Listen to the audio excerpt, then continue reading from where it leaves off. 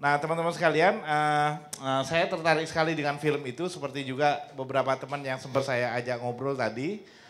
Nah di depan saya ini kita ini ada dua orang yang paling otoritatif untuk bicara mengenai film ini. Satu sutradaranya sendiri, yang satu Erik Sasono yang kita kenal sebagai kritikus film terbaik yang dimiliki oleh negeri ini. Sayangnya Erik harus pergi jam 8.30 gitu Erik ya. jam 8. Jadi saya minta biar lebih efektif Adi ngomong dulu sebentar 15 menit gitu ya, terus Erik broadly. Nah, setelah itu kita diskusi, biar Erik duluan aja yang jawab nanti ya. Setelah itu kita terusin ya. Silakan si Adi dulu. Terima kasih Mas Ihsan dan kawan-kawan yang sudah hadir, Mas Erik juga yang menyempatkan, dan mumpung Mas Eriknya di sini tinggal 2 hari, harus kita manfaatkan. Gimana kesan pertama kawan-kawan ketika nonton film ini? Saya sih sebenarnya pengen tahu ya respon penonton. Mostly gimana? Suka atau tidak? Cari-cari di ujungnya nggak ketemu. Udah gedenya Kiki dan kawan-kawan jadi apa? Apakah jadi scientist terus dari SD atau isinya juga sama teroris begitu? Nah itu yang bertanya apa nih ujungnya begitu? Nanti mungkin Ibu bisa menjelaskan. Dan kenapa judulnya Layu Sebelum Berkembang? Mereka masih remaja-remaja, belum layu saya lihat. Agama juga efektif membina mereka walaupun tidak maksimal. Nah, kenapa judul itu diambil? Terima kasih. Ya, sebelum saya kasih ke Adi ini, apakah Adi ini juga merasa Erik bagusnya bicara duluan gitu? Kita dengerin aja kalau mau. Boleh nggak apa-apa. Ya, baik. Terima kasih Mas Ihsan, Ari. Terima kasih teman-teman yang sudah datang. Mungkin saya bicara sekaligus menjawab pertanyaan Bapak yang juga jadi pertanyaan saya sebetulnya Pak, dengan judul dan tapi saya dalam menilai film saya tidak mau mencari yang tidak ada karena buat saya agak nggak fair pada filmnya dan pada pembuatnya. Ya sudahlah adanya begitu-begitu yang kita nilai. Tapi poin itu penting sekali. Poin kenapa judulnya Die Before Blossom. Kenapa layu sebelum berkembang. Karena justru sebetulnya ini adalah permulaan, sebuah awal. Kita bayangkan begini. Ini adalah sistem pendidikan Indonesia, mainstream loh ini, bukan sistem pendidikan pinggiran, melainkan sistem pendidikan umum, negeri, publik, dan semua orang Indonesia relatif melewati fase itu. Apa yang diajarkan oleh pendidikan kita? Ternyata lebih banyak hal-hal di luar kelas, yaitu kecemasan, seperti kata Mbak tadi, bahwa perasaan cemas, perasaan genting, perasaan yang ada kemungkinan tidak dapat sekolah, perasaan bahwa tidak ada jaminan masa depan. Kalau di Eropa dikenal apa yang namanya kelas prekariat yang menggantikan proletariat, gabungan dari precarious, cemas dan merasa genting, dan proletariat, kelas paling bawah dalam strata sosial. Nah, kelas prekariat di Eropa ini terbentuk dari imigran yang datang dengan bekal yang minimum, mereka bersedia mengerjakan apa saja, dan bisa setiap saat ditendang dari lapangan kerja karena tidak punya skill yang tinggi. Tidak ada jaminan masa depan. Mereka adalah kelas paling bawah dalam strata sosial. Saya membayangkan pendidikan kita ternyata membentuk orang-orang yang seperti itu. Cemas, perasaannya itu sangat genting. Saya dapat apa enggak? Lihat bagaimana mereka sampai harus melewati hal-hal yang sebetulnya tidak berkaitan langsung dengan pendidikan. Ke dukun, ke tempat mbahnya, cium tangan, apa hubungannya mbah itu sama nilai? Kan nggak ada. Apa hubungannya mbah itu sama sistem birokrasi pendidikan? Kan nggak ada. Itulah justru yang dididik oleh orang tuanya pada si anak. Ini ada sesuatu yang sistem pendidikan yang sangat menekan, memaksa orang sampai melakukan hal-hal yang, ini kan sudah survival mechanism sebetulnya. Itulah salah satu karakter dari prekariat, di mana mereka mengeksplorasi atau berada pada survival mechanism terus-menerus. Nah, yang paling menarik adalah bagaimana mereka 10 tahun ke depan kan, seperti tadi pertanyaan Bapak. Bagaimana posisi mereka? Apakah mereka yang sudah berhasil masuk ke sekolah impian ternyata berhasil menjadi saintis atau tidak? Ini jadi proyek yang bisa panjang sebetulnya, nanti dilihat lagi. Seperti ada film Boyhood. Boyhood saya kurang suka. Ada film judulnya Up Series, dibuat setiap 7 tahun sekali di Inggris. Mulai dari anak itu usia 7 tahun, 14, 21, 28, sekarang sudah 56 up. Udah tahun ke 56. Dari mereka usia 7 tahun, direkam terus. Sutradaranya udah ganti, sudah 2 orang. Bayangkan kalau misalnya itu dibuat gitu. Ini mungkin fasenya nanti ketika mereka lulus SMP ya, SMA, lulus SMA dibuat lagi misalnya. Atau seperti film The Kids Play on Banyan Tree yang tentang pengacuran patung Buddha di Afghanistan, tapi dari kacamata anak-anak. 10 tahun kemudian direkam lagi si anak itu, sesudahnya. Nah ini satu contoh, makanya Die Before Blossom itu mematikan subjeknya sendiri. Karena sudah mati nih mereka, nggak berkembang. Padahal justru perkembangannya, kalau misalnya asumsi saya betul, mereka jadi prekariat. Seperti apa di masa depannya? Apakah kecemasannya masih sama? Ataukah sudah hilang? Seperti apa mereka, bagaimana hubungan dengan orang tuanya? Karena itu faktor yang sangat penting kan ternyata bisa kita simpulkan. Bahwa keluarga itu memainkan peran sangat besar dalam memberikan pendidikan yang tidak yang tidak dinyatakan bukan bagian dari pelajaran formal lah gitu. Justru itu lebih besar gitu mekanisme survival itu. Nah itu catatan yang mungkin bisa jadi poin penting terhadap film ini. Tetapi menurut saya sih secara umum film ini saya tidak melihat ada persoalan dalam hal teknis. Artinya mungkin sedikit saya singgung juga soal teknis. Apa masuk ke format apa dokumenter seperti ini dan sebagainya gitu ya. Biasanya orang menganggap dokumenter seperti ini disebut observasional. Observasional itu adalah dokumenter di mana sang filmmaker melakukan observasi tanpa dia tampil di hadapan. Nggak muncul. Kalau Michael Moore kan dia muncul. Kalau teman-teman pernah lihat. Juga tidak ada voice over. Narator yang menceritakan, ini adalah SMP Negeri 5 atau apa. Nggak ada yang seperti itu. Itu biasanya disebut sebagai eksposisi, karena dijelaskan satu demi satu.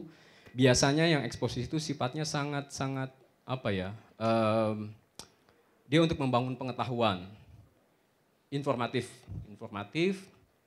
basisnya informatif, lebih banyak untuk membangun pengetahuan. Science misalnya, kalau lihat National Geographic itu adalah yang eksposisi bentuknya. Nah kalau observasional sebetulnya diharapkan seakan-akan kita sedang berada pada keseharian mereka. Mereka tidak sadar ada kamera. Gitu. Untuk itu butuh waktu supaya mereka bisa nyaman. Nyanyi-nyanyi apa segala macam, tak terjagalah. Kamera ada tapi mereka merasa nggak ada kamera. Sehingga mereka nggak acting out, nggak pura-pura. Kadang-kadang kan mereka menjadi diri sendiri, tapi kan bisa bergaya-gaya kan karena ada kamera kan, ada di situ saya gaya dikit angle-nya jelek kalau dari sini, saya begini misalnya. Itu kan juga adalah kesadaran terhadap kamera. Biasanya proses yang observasional itu lebih sulit untuk dibuat. Karena butuh kepercayaan narasumber atau subjek dalam hal ini. Mereka sampai bisa nyaman, bisa sampai bertindak seperti apa adanya, mau berbagi kehidupan. Karena kan bagaimanapun mereka mengekspos kehidupannya ke kita kan. Sampai masuk ke kamar tidur, mengetahui masalah-masalah mereka, konflik mereka dijudge oleh kita kan. Kita menjudge bahwa mereka nggak rasional datang ke dukun misalnya. Itu kan sebuah judgement dari penonton dalam hal ini. Mau nggak mau itu terjadi. Dan sang filmmaker ketika menempatkan kamera itu adalah proses yang selalu terjadi. Gitu. Ketika sudah ada kamera, sudah ada dia mengantarai hidup orang dengan penonton. Orang kan hidupnya nggak ada narasinya, nggak ada ceritanya. Tapi sama si Aryani dibikinin cerita kan, kesannya. Kalau keseharian kita juga kalau dibikinin, kalau diedit bisa ada ceritanya kan. Sehari-hari sih enggak gitu. Jadi itu sebuah prinsip dalam dokumenter yang sebetulnya saya selalu mengulang-ulang. Jangan beranggapan bahwa dokumenter itu terus kebenaran. Ya tidak, itu narasi, cerita, sama aja seperti fiksi. Kan banyak yang nggak muncul dari hidup mereka. Banyak yang, ya mungkin ya, dan penting juga satu hal juga yang suka keliru dokumenter adalah kita suka salah beranggapan bahwa dokumenter itu cabang jurnalistik, cabang jurnalisme. itu juga pandangan keliru. Karena itu spesiesnya beda. Jurnalisme itu mengejar momen, dia punya standar verifikasi. Artinya dia harus bisa dibuktikan, dia harus menganut prinsip-prinsip etika tersendiri.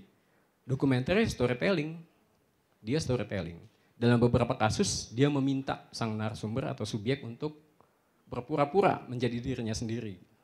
Kadang-kadang seperti itu terjadi.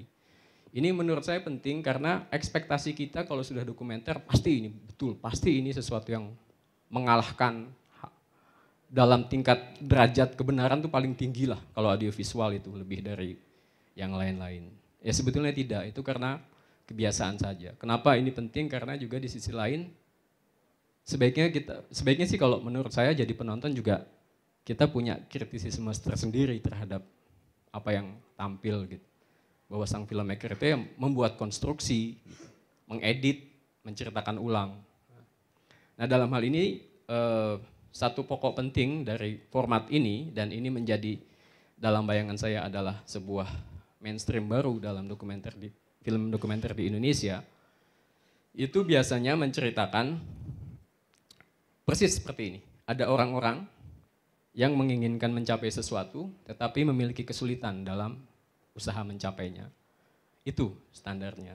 Problem-problem itu basisnya adalah individu, bukan masyarakat. Tapi yang menarik dari ini adalah bahwa tekanan lingkungan, tekanan sekolah itu begitu besar sebetulnya.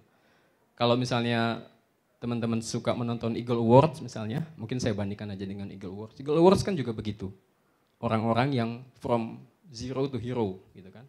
Jadi mereka punya keinginan berbakti, punya keinginan baik, dan sepanjang jalan mengalami kesulitan. Itu jadi pola yang disebut sebagai Hollywood klasik sebetulnya, pola yang mengikuti individu.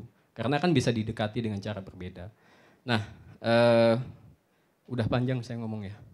Rasanya udah cukup ya, nanti tanya jawab lagi aja.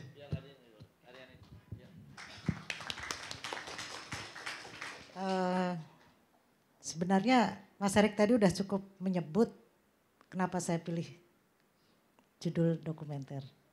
Kamu udah nyebut loh. Nah, kamu sendiri bertanya tapi kamu tidak sadar bahwa kamu sudah menyebutnya. Pertanyaan kenapa Layu Sebelum Kembang atau Die Before Blossom itu sedikit tadi juga udah disinggung sama Mas Erik bahwa ada satu tekanan dari masyarakat yang lebih besar. Dan kenapa Layu Sebelum Berkembang saya pilih sebagai title, karena saya sebenarnya ingin membangunkan orang tua yang tidur. Orang tua tidur, ini loh, sadar gak sih sekolah udah kayak begini, tapi di bawah kesadaran orang tua, unconscious condition, orang tua justru menekan anak kompetisi, berprestasi, to be the best, apapun. Kalau kita lihat di sini itu adalah orang tua justru salah satu bagian dari yang menekan si anak. Jadi itu kenapa saya memilih Layu Sebelum Berkembang. Mungkin harapannya adalah film ini bisa menjadi satu studi khususnya buat pengambil kebijakan, decision maker, bahwa menjadi anak-anak itu enggak mudah. Itu salah satu point of view dari saya kenapa saya juga mengambil sudut pandang ini. Dan saya juga mempunyai anak yang masih sekolah dasar. Saya sendiri sebagai orang tua nggak gampang. Saya merasa nggak gampang bahwa saya juga diintervensi oleh pihak sekolah.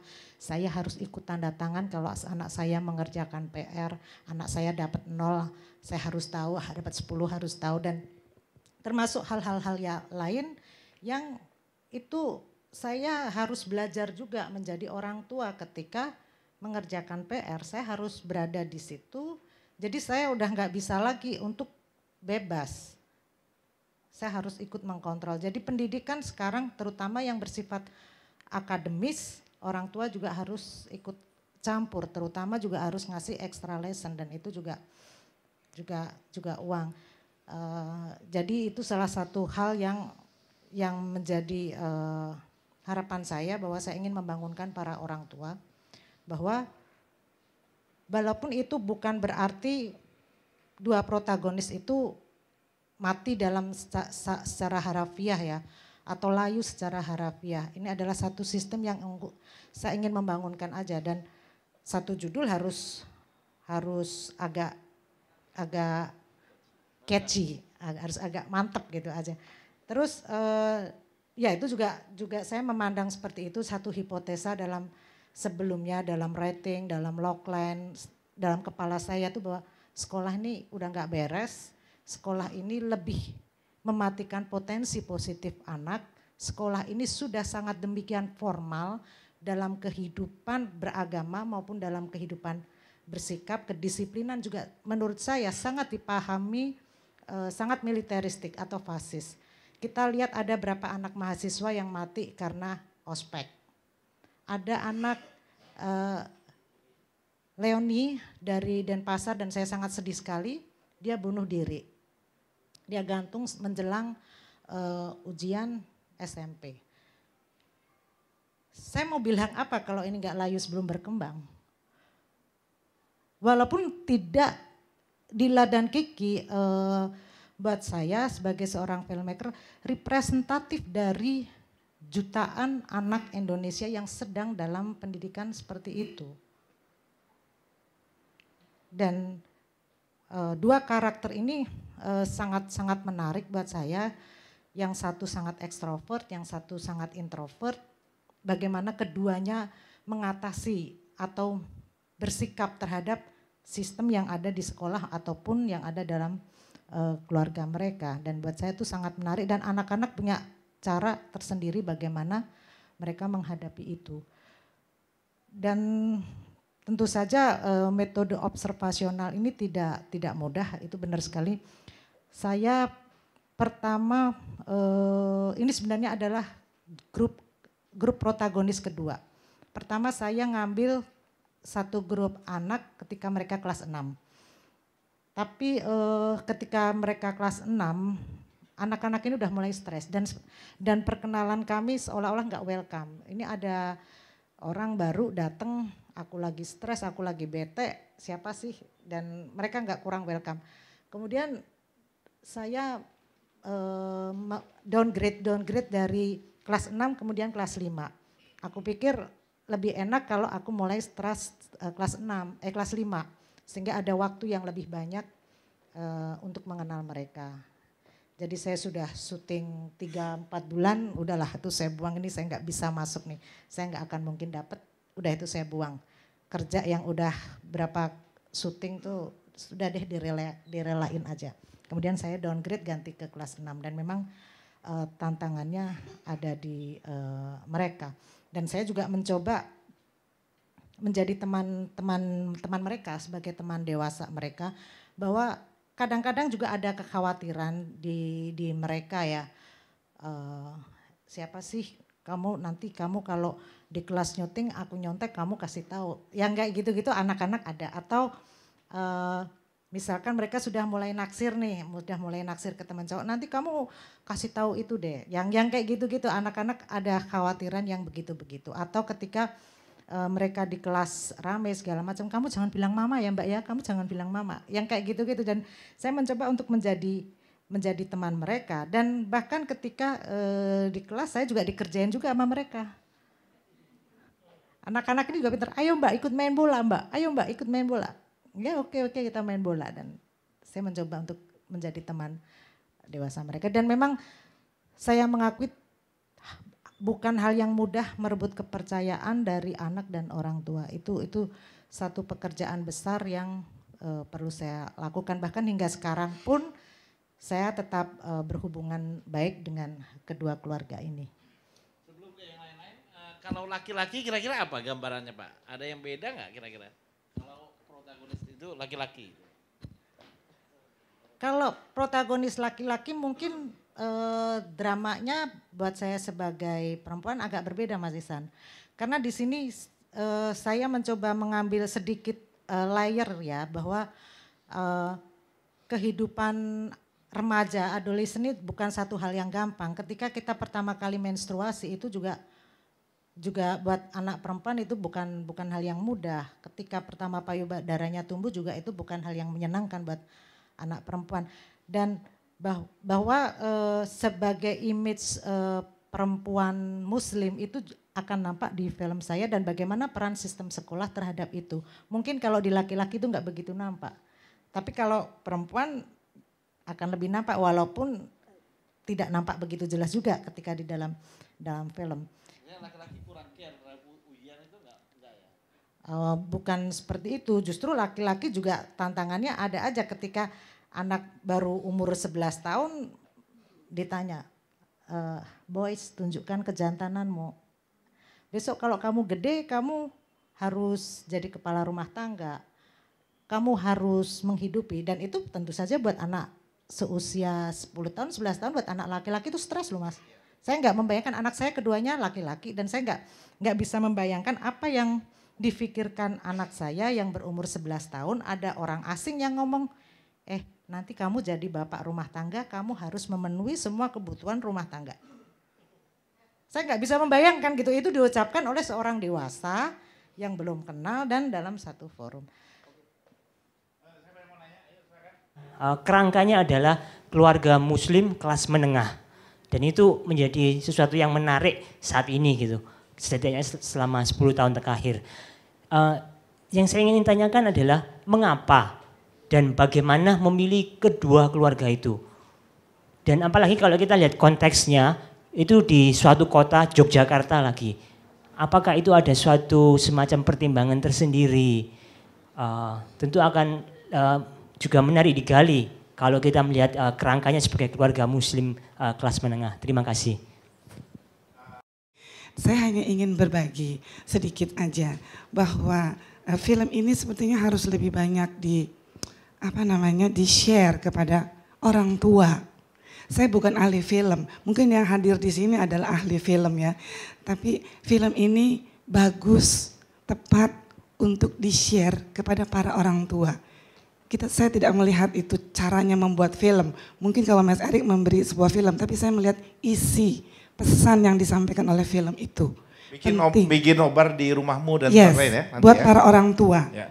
Satu. Kedua, sangat tepat sekali Ibu Sutradara menyampaikan itu tadi. Itulah gambar potret pendidikan yang selama ini competency based. Jadi kalau pendidikan yang competency based, ya seperti itu jadinya. Atau satu lagi, religious based. Jadi tadi dua hal, competency based dan religious based education itu ditampilkan dalam film itu. That's very great. Itu wonderful. Karena dua pendekatan itu ada di dalam film itu. Jadi competency based dan religious based itu hasilnya akan seperti itu. Jadi tadi Layu sebelum berkembang itu kalau dalam quantum learning, pendekatan quantum learning itu adalah learning shutdown. Jadi ada proses di mana belajar itu terhenti, proses belajar itu terhenti ketika dua pendekatan itu menjadi penekanan. Nah, ada satu pendekatan lagi yang mungkin ini nanti bisa dibuat oleh Ibu Sutradara yang sekarang sedang saya lakukan. Mungkin Mas Ihsan juga tahu, yaitu education value based. Jadi pendidikan berbasiskan nilai-nilai. Nah, kalau saya boleh saran, boleh ya Mbak saran. Jadi kalau tadi Mbak bikin film dengan pendidikan competency based and religious based, sekarang tambah lagi satu, value based. Jadi kalau ada film, 3 langsung, value based, competency based, and religious based. Jadi orang tua bisa melihat ada proses edukasi di sana untuk orang tua. Karena ini proses edukasi untuk orang tua yang luar biasa. Itu aja. Terima kasih. Ya. Katakan, walaupun sutradaranya itu mengklaim bisa menampilkan fakta seobjektif mungkin, dia tetap memilih toh. Dan terlibat, tidak ada fakta yang netral di dunia ini ketika orang menulis sejarah atau menuangkan sejarah dalam bentuk film. Selalu si pengamat itu memberi pesan-pesan lewat filmnya atau lewat sejarah yang dia tulis. Jadi sebetulnya dokumenter itu juga ya storytelling. Cuma dia berusaha seimbang fakta dengan interpretasi 50-50 begitu. Tidak nol faktanya begitu. Kalau film storytelling ada yang fiksional hampir sepenuhnya begitu. Nah itu juga yang saya perhatikan kita jangan melihat film dokumenter, wah inilah fakta masa lalu atau fakta masa kini. Tidak ada fakta telanjang begitu. Selalu si penafsir berperan di dalamnya. Berapa persen perannya paling baik ya seimbang. Fakta dan interpretasi, objektivitas dan subjektivitas itu 50-50 berperan. Nah ini disebutnya epistemologi interaktif. Tidak objektivis, tidak subjektivis, tapi interaktivis. Fakta dan si penafsir berimbang bermain. Nah itulah sebetulnya realita kita setiap hari. Nah yang terakhir, saya sebenarnya lebih suka memilih film ini judulnya Blossom in the Midst of Death. Kedepannya harus hidup tuh mereka. Masih ditunggu tuh. Kiki jadi apa? Bayangan saya kan bertanya. Apalagi waktu itu saya baca iklan dari Mas Iksan di WhatsApp saya, datang ya, isinya gini-gini. Wah saya pikir mereka kan jadi mahasiswa nih nanti dari kecil. Apa nih? Enggak ada masa SMA-nya, masa mahasiswanya. Enggak, dari awal ini saya menangkap akhirnya aja ya. Tapi setelah cerita Mbak Haryani saya juga menangkap pesan keseluruhannya. Nah yang ingin saya komentari ya tadi bahwa saya sangat menikmati, saya mengingatkan saya pada, saya sangat gemar nonton BBC Knowledge ya. Di BBC Knowledge saya nonton dari Indovision. Saya melihat ada kemiripan dari cara memproduksinya, artinya si sang sutradara itu tidak hadir di screen ya, tapi pasti dia ada di sana ya. Misalnya kayak Undercover Boss itu kan kameranya kemana-mana, tapi itu kan mengandung dalam tanda kutip dia menipu ya, menipu karyawannya yang sedang belusukan ke bawah menyamar sebagai karyawan. Mungkin bagi yang biasa nonton Undercover Boss bisa memahaminya. Begitu juga film Secret Millionaire, itu kan juga begitu. Dia pura-pura jadi relawan gitu, masuk ke lembaga-lembaga sosial memberikan bantuan kepada publik. Lalu di akhir cerita dia memberikan bantuan yang sangat signifikan ya, membuat orang yang tempat dia relawan itu terheran-heran dia mendapat bantuan tanpa dugaan banyak sekali gitu.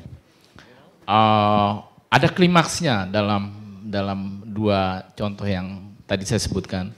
Nah kalau dalam film dokumenter tadi, walaupun saya nonton separuh, saya tidak menangkap klimaks sebagai storytelling gitu. Kira-kira komentar saya itu soal film tadi. Nah, yang kedua pada Pak Erik soal jurnalisme dan dokumenter. Saya hanya ingin bertanya, mungkin diberikan tools buat kita ini bagaimana melihat sebuah film ini sebenarnya dokumenter atau jurnalisme gitu ya. Tapi sekali lagi contoh, kalau saya menonton BBC Knowledge itu, kesan saya ini jurnalisme gitu. Tapi kalau ngelihat teori tadi, mungkin ini storytelling juga gitu. Nah mungkin ada tips yang sederhana bagaimana kita membedakannya gitu. Kalau kita sebagai penonton, bukan sebagai filmmaker. Terima kasih. Bahwa ada satu faktor lain dalam hal pembuatan film dokumenter, bukan hanya filmmaker dan sang subjek.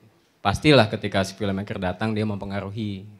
Ketika ada kamera pastilah terpengaruh mereka. Tapi satu faktor penting lainnya adalah penonton sebetulnya. Bahwa penonton seperti Mas Eko tadi bisa tiba-tiba menilai hidup orang bahwa ini lebih. Itu kan ada sesuatu yang sebetulnya ekspektasi penonton yang harus terpenuhi juga. Ketika sang filmmaker membuat, tentu penonton yang menonton berharap bahwa yang dihadirkan dalam film dokumenter basisnya fakta, bukan karangan, bukan fiksi, bukan sesuatu yang dikarang sepenuhnya dari nol. Nah ini maka disitulah berlaku etika, berlaku prosedur dan sebagainya.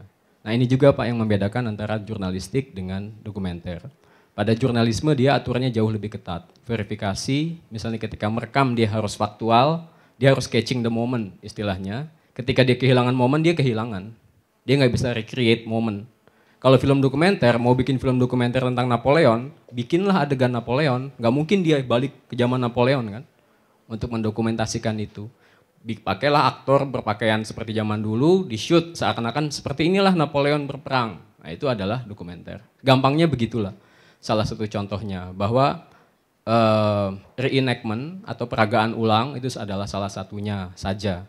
Kemudian biasanya jurnalistik ada peg-nya, ada cantolannya. Dia kalau misalnya kaitannya sama, ya sekarang tiba-tiba banyak liputan mendalam mengenai penerbangan misalnya. Itu lebih kuat aspek jurnalistiknya karena dikaitkan dengan momen yang sedang terjadi. Tetapi secara umum memang sekarang sudah menjadi semakin blur, semakin tipis bedanya. Tetapi kalau dalam sekolahnya berbeda. Kalau di sekolahnya biasanya ya jurnalistik, TV, yaitu arahnya ke audiovisual, bekerja berdasarkan prosedur verifikasi jurnalistik, seperti halnya prosedur jurnalistik yang lain. Sedangkan kalau dokumenter, dia lebih ke film studies, lebih dekat ke sejarah film itu sendiri. Dia bisa lebih dekat, kadang-kadang bentuknya lebih dekat ke non-fiksi misalnya, bentuk-bentuk yang lebih eksperimental itu bisa digunakan. Misalnya ada film, contohnya Waltz with Ba'asir lah, itu sepenuhnya animasi, tapi dia dokumenter. Karena dia mencoba mendokumentasikan mimpi orang yang pernah ikut melakukan pembantaian di Syabra dan Satila, dan direvisit, dikunjungi lagi mimpinya itu. Di mimpinya, dan gak mungkin kan mimpi direkam, sehingga yang paling mungkin adalah dibuatkan animasinya berdasarkan pengakuan si subjek. Nah itu contohnya misalnya, contoh ekstrim yang mudah kita kenali. Tapi secara umum kita bisa lihat bahwa verifikasi dokumenter dengan verifikasi jurnalisme itu berbeda. Itu aja ya. Iya.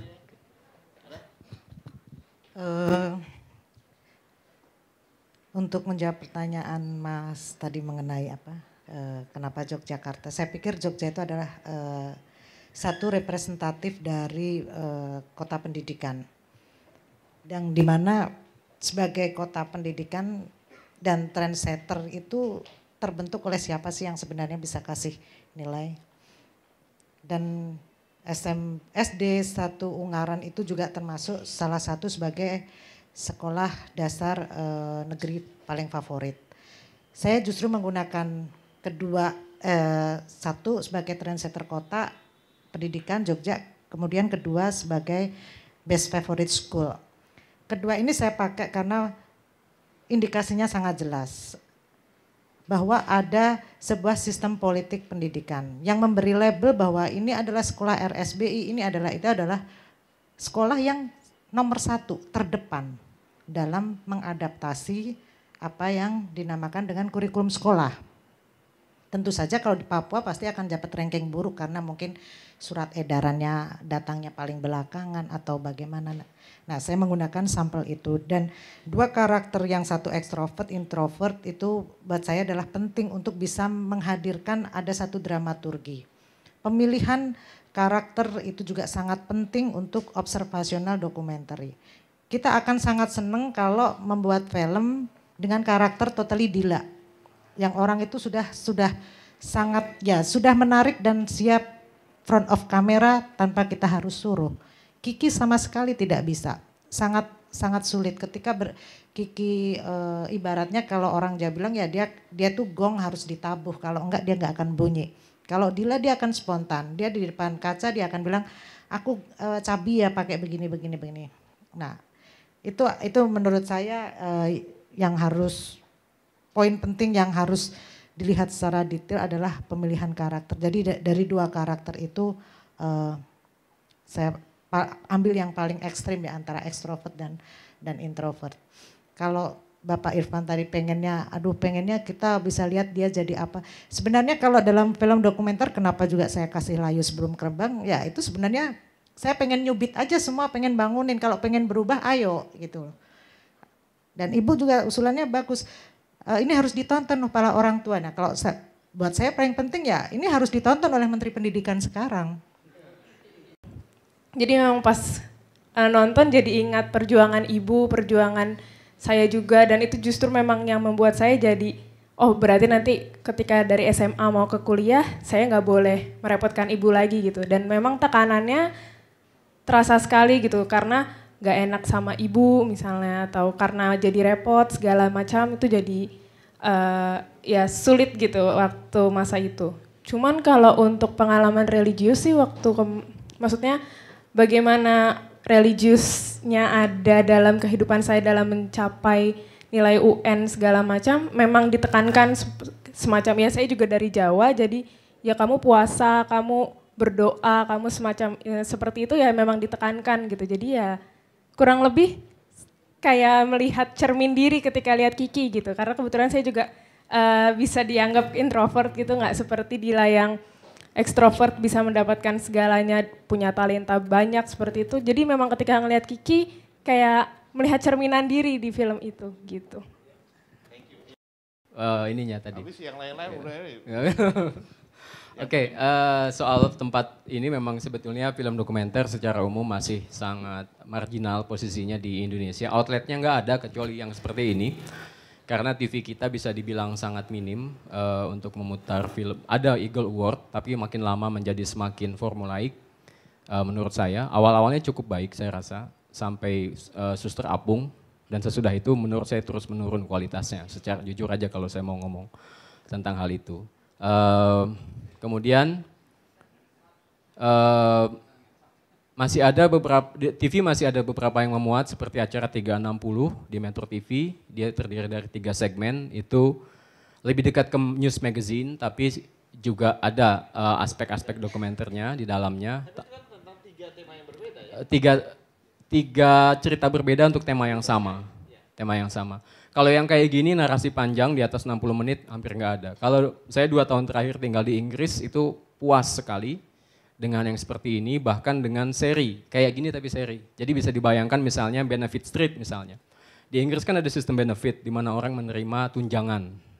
Ada satu jalan di Birmingham yang di sana penerima benefit terbanyak di Inggris. Itu dibuatkan dokumenternya. Jadi kameranya tinggal di situ 24/7 merekam mereka dan itu dibikin setiap minggu acaranya. Digambarkan kehidupan mereka gimana, apa saja sebetulnya para penerima hidup interaksi mereka seperti apa, siapa yang datang, siapa yang pergi dan semuanya. Itu membuat kontroversi yang sangat besar di Inggris karena dianggap sebagai sebuah upaya dari kelompok politik kanan untuk memotong tunjangan, anggaran buat tunjangan. Jadi surat kabar seperti Guardian marah sekali pada acara itu, dianggap melepaskan penerima tunjangan dari konteks yang lebih luas. Kalau saya yang nonton merasa ini sebuah dokumenter yang belum pernah saya lihat sebelumnya. Dia seri, gitu. Tapi bukan reality show. Dia betul-betul dokumenter. Seperti ini, observasional. Si pembuat filmnya tidak muncul. Yang ada adalah tokoh-tokohnya, sesekali mereka talking to camera. Dan ada satu rumah utama, tapi ada rumah-rumah lain yang juga di-shoot. Dan itu banyak sekali yang kayak gitu, seri yang panjang 3-4, yang sampai 8, yang bahkan yang lepasan kayak gini 90 menit sampai 2 jam itu ada. Jadi kalau kita bicara tempat, hanya dimungkinkan misalnya kalau TV publik kita betul-betul berdaya, punya dana yang cukup, didanai negara. Menurut saya jalan paling mungkin adalah itu. Kalau ngikuti logika komersial, lupakan aja. Saya nggak terlalu percaya logika komersial untuk pembuatan film dokumenter. Karena pasti akan ada hambatan-hambatan, tergantung pada iklan, tergantung spot, segala macam pertimbangan yang sebetulnya di luar pertimbangan konten dan di luar pertimbangan kita sebagai publik yang berhak atas sesuatu yang tidak semata-mata komersial. Saya percaya itu. Jadi, dan sebetulnya TVRI kita memungkinkan, karena dulu pernah punya program-program yang sangat-sangat bagus tahun 80-an, 70-an, 80-an. Pasti ada 1-2 yang bagus-bagus sekali. Dan salah satu pembuat film dokumenter Indonesia 80-an namanya Johan Tranggi, mungkin belum pernah dengar nama itu. Dia pernah produksi buat NHK, BBC dan sebagainya. Dia adalah salah satu yang di Indonesia termasuk pelopor, orang pertama yang bikin film dokumenter panjang seperti itu. Artinya secara kapasitas kita punya kapasitas yang tinggi sesungguhnya. Lihat aja film tadi kan, sebetulnya sangat layak. Ini kalau yang saya suka tonton di BBC, mereka punya namanya Storyville. Storyville itu andalan, betul-betul andalan yang pemenang-pemenang Oscar muncul di situ. Blackfish, apa segala macam. Kualitasnya nggak jauh beda, sama-sama aja. Bisa masuk ke sana kalau saya lihat. Secara visual, secara storytelling, secara masalah ya, secara problem. Karena problemnya kan kalau kayak Inggris problemnya problem negara dunia pertama kan. Problem pelayanan publik, problem-problem seperti itu. Ini kan problem negara dunia ketiga, problem strukturalnya besar sekali. Mereka nggak punya problem struktural sebesar ini. Paling problem struktural, problem pengangguran, migrasi, nggak ada problem yang berkaitan dengan survival. Pendidikan kok survival? Orang kan bicara pendidikan, bicara kelas sosial, naik kelas sosial dan sebagainya. Tapi ini bicaranya survival kan. Gimana nasib saya, kecemasan yang seperti ini gitu.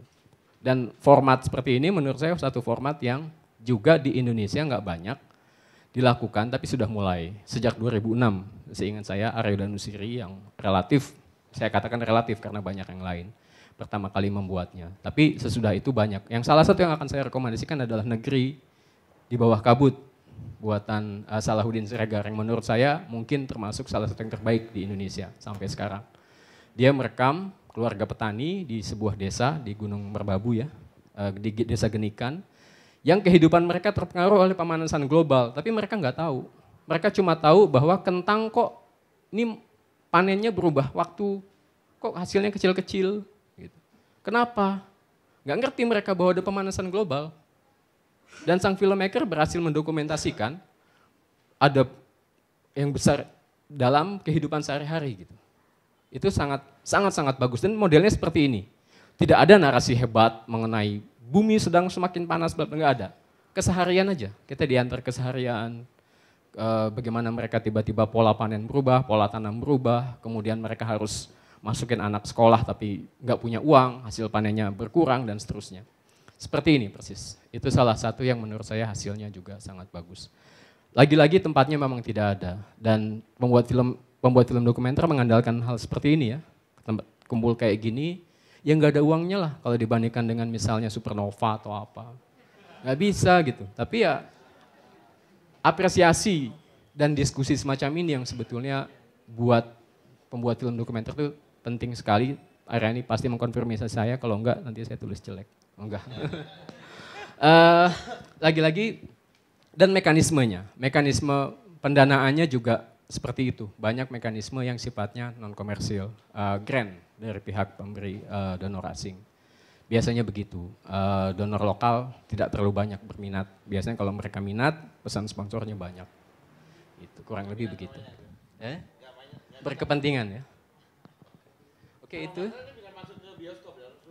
Oh ya, saya lupa. Itu juga penting karena sekarang sedang diputar satu film dokumenter. Saya promosi nggak apa-apa, gratisan. Tanah Mama ya judulnya.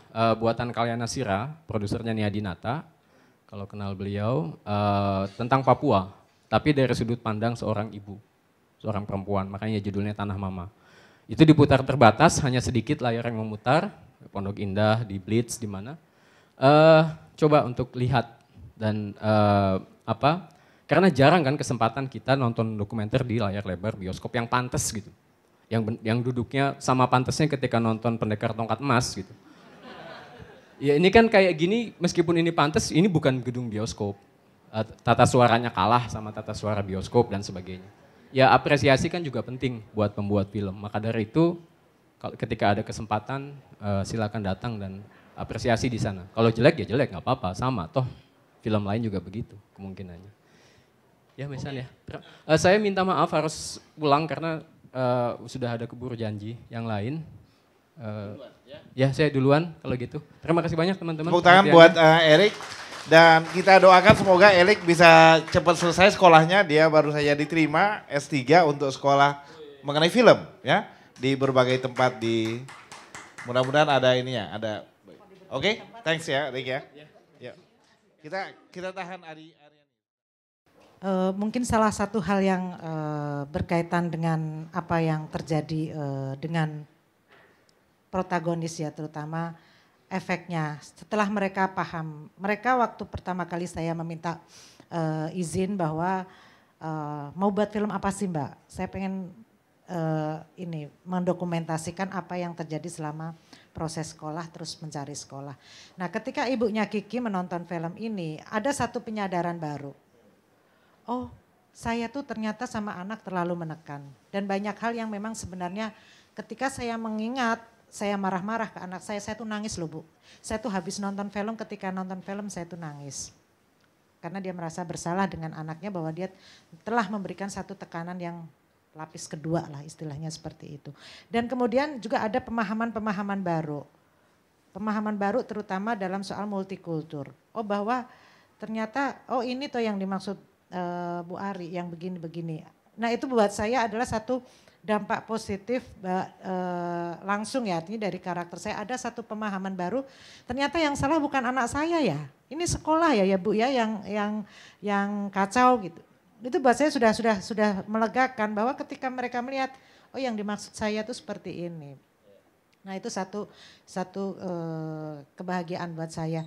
Dan yang kedua bahwa saya juga mencoba apa yang Pak Jimmy harapkan bahwa seharusnya sebuah film itu memiliki satu tugas film ya dia hanyalah bukan hanyalah ya artinya tugas film ketika saya selesai membuat film ini sebenarnya selesai. Ada beberapa organ atau beberapa orang yang mungkin seharusnya concern dengan apa yang sudah saya bikin itu untuk bersama-sama bahwa oh ini loh. Kalau misalkan Mas Ihsan ini setuju dengan standpoint saya dalam film ini ya mungkin akan membawa ini ke Pak Anies Baswedan. Dan memang kebetulan besok tanggal 21 juga saya diundang oleh Institute Education Reform dari Paramadina juga.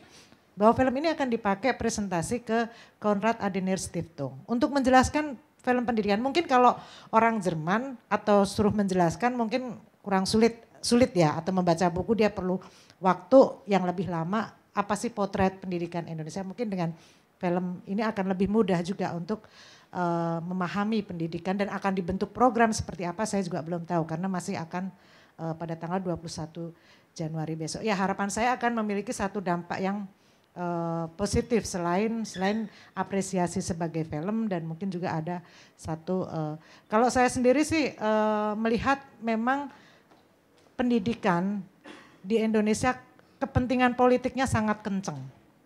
Itu aja. Dan bahwa posisi ilmu, posisi keilmuan itu seharusnya kan bebas nilai dari kepentingan apapun. Curiosity itu memang harus selalu dibangun dan itu tidak dilandasi oleh politik view ya, pandangan politik. Nah, di mana posisi di Indonesia sekarang ini masih sangat sulit, semuanya serba terpengaruh oleh satu pandangan politik. Kalau Mas Erik tadi bilang, nah ini struggle-nya adalah justru karena intervensi politik yang cukup kenceng gitu loh. Di level-level negara maju orang struggle bukan dalam satu sistem yang pendidikan seperti ini. Walaupun di Amerika di kayak Superman Dead ya. Superman is Dead itu juga ada itu problem-problem pendidikan di kelas imigran. Kalau di sini justru di masyarakat atau warga negara itu sendiri. Dan saya sangat mengharapkan juga ada teman-teman di sini yang bisa sama seperti Mas Erik bahwa pembuat filmmaker itu slotnya masih minim. Waktu kemarin diputar di Amsterdam, kebetulan film ini lolos di Film Festival Amsterdam, itu saya dapat slot 6 kali pemutaran dan hampir semuanya full book. Dan ternyata banyak sekali orang yang sangat berminat dengan Indonesia. Dan seatnya tuh 300, jadi kalau 6 udah banyak sekali, udah 1.800. Kemarin di JAV juga ini sebenarnya sempat diputar juga di 21 di bioskop ya. Cuman mungkin kalau salah satu hal yang menjadi kesulitan saya sebagai filmmaker kalau ini harus masuk ke 21 atau segala macam, saya masih belum tahu apakah saya bisa mendapatkan LSF atau enggak. Dan itu belum saya coba. Satu itu, kendala yang kedua itu tadi bahwa kita sempat tadi diskusi bahwa ketika ini ada earning, ada satu nilai tukar uang, saya harus juga membuat satu perjanjian baru dengan si protagonis. Misalkan kalau film ini dikomersilkan gimana? Harus ada pembicaraan yang secara kode etik seperti itu. Dan film saya ini kebetulan juga dapat dana dari Berta Fund, di mana Berta Fund ini dulunya namanya Jan Fridgman, dapat 10.000 euro. Tapi ada satu persyaratan bahwa setelah festival sirkuit selesai, mereka akan menayangkan di public television seperti Benelux, Belanda, Nederland, Luxembourg, seperti itu. Dan di TV industri kita belum ada. Kita udah punya 11 TV station, tapi CSR-nya mereka kemana? Harusnya kan direct kembali ke filmmaker, ke pembuatan, tapi kan enggak. Yang itu kita belum ada regulasi seperti itu. CSR pun masih dipahamin sebagai satu promosi dari corporate itu sendiri. Di Benelux itu diambil dari dibebaskan, hanya menyantumkan logo aja. Di kita belum, jadi memang kalau boleh dibilang ya sebenarnya profesi untuk filmmaker sendiri ini sebagai sebuah profesi yang harusnya hobi ya, karena memang kita hidup dalam hal yang tidak menentu. Kalau film saya udah selesai, saya mau bikin ide story kan saya juga mikir, cari duitnya mana, mikir lagi. Yang film ini belum selesai, distribusi, yang kayak gitunya belum ada. Jadi kita belum ada, misalkan saya pengennya sih film saya udah selesai, ada yang pegang distribusi nih untuk roadshow, saya pengennya ada. Terus saya nanti tinggal datang, diskusi, diundang, saya seneng gitu kan. Tapi itu pun gak ada.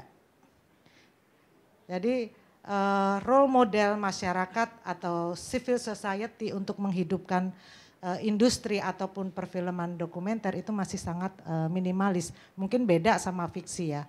Tapi mungkin di Eropa di sana itu banyak sekali film-film yang hidup dari festival ke festival yang ada screening fee-nya. Dan kebetulan film saya ini juga diminatin oleh distributor film dari Prancis, Cat and Dog.